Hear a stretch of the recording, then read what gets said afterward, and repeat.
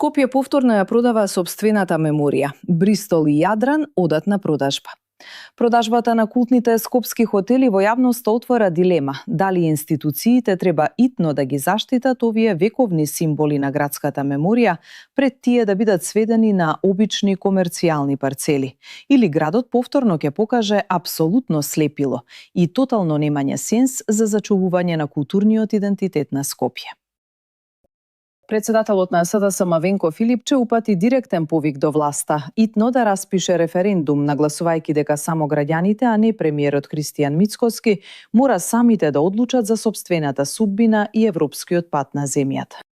Во денешното интервју за Слободен печат, лидерот на опозицијата Филипче најави дека последните избори СДСМ целосно ќе го демонтира системот на актуелната власт и го обвини премиерот Мицкоски дека дошол на власт со лажна, однадвор координирана кампања.